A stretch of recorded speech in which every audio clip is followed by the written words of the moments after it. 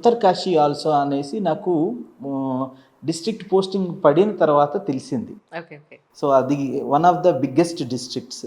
దాంట్లోనే మన చార్ధామ్‌లో 2 ధామ్స్, గంగోత్రి అండ్ యమునోత్రి 2 ఉన్నాయి.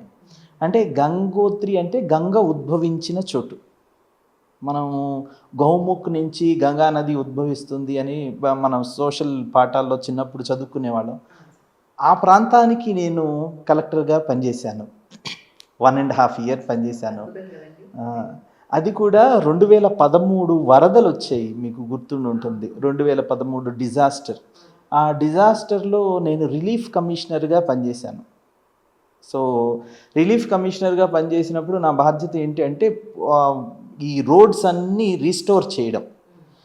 సో, మోస్ట్లీ ఎక్కువ ఎఫెక్ట్ అయింది ఎక్కడ అంటే ఈ ఉత్తరకాశీ హర్సిల్ సెక్టార్లో.